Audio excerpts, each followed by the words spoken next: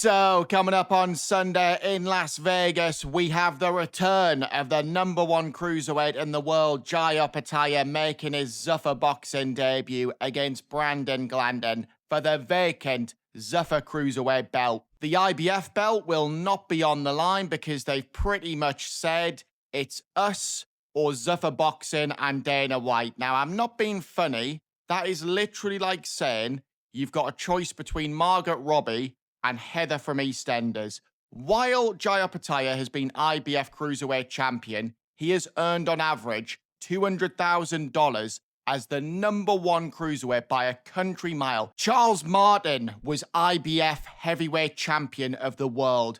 I am sick of the IBF. I am sick of the WBO. I am sick of the WBA. And I am sick of the WBC. They can all fuck off. And the reason why Opetaia has signed with Dana White is because he will be earning more money now than he has ever earned in his entire career. So what did the IBF belt ever mean? As long as you're the ring champion, we all know who the #1 is.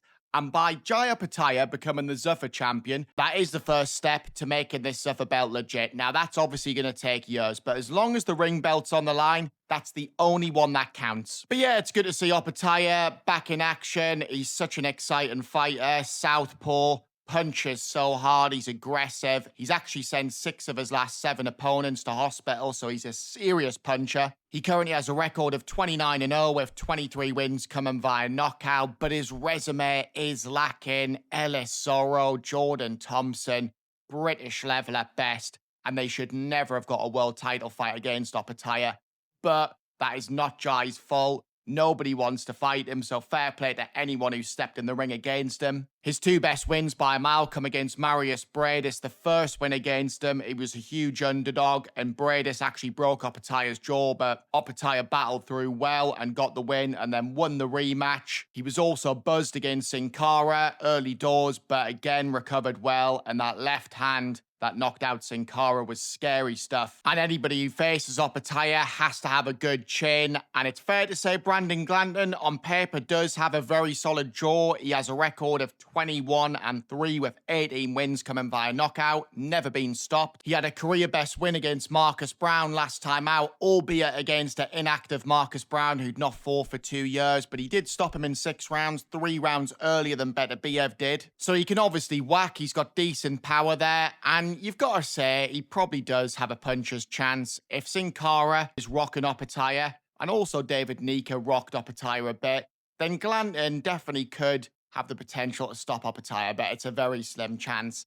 And he is more open than Bonnie Blue's legs on a Saturday night. He's got 0 defense. Chris Billam-Smith was piecing him up, and piecing him up early. And if Chris Billam-Smith is doing that to you, Opetaia will light him up like a Christmas tree. And I believe Opetaia and Brandon Glanton will have a 3-4 round war. And I think Opetaia will knock him out in sensational fashion. And it will be a statement victory. And there'll be lots of calls for him to move up to heavyweight because, let's face it, cruiserweight is dead. Nobody wants to fight him anyway. I know there's talk of David Benavidez, but there's obviously promotional issues there now. But if Gilberto Ramirez beats David Benavidez, then maybe that fight could happen. But I think it's pretty obvious Ramirez just has no interest in fighting Opetaia, which is a massive shame because I think he'd have a chance. I think Ramirez is decent. I'd make Opetaia a favorite, but it's very sad when you've got boxers who just don't want to fight the best. So let's see. Money talks. Maybe if Turkey puts up enough money,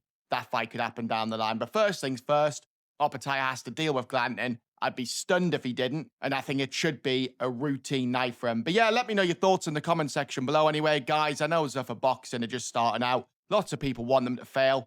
I'm personally not bothered which promoter is ruling boxing. I want to see the best fights possible. And at the end of the day, you can't judge Dana White and Zuffa boxing now. Judge them in a year, judge them in 2 years, and let's see where they are. But I'm excited for the journey. The undercard is beyond pointless. I don't know one fighter on there. I don't think anybody does. So forget that. But the main event should be decent. Opetaia is always exciting. I hope you all enjoy the fight. Have a great weekend, everyone. And I will see you all on the next one.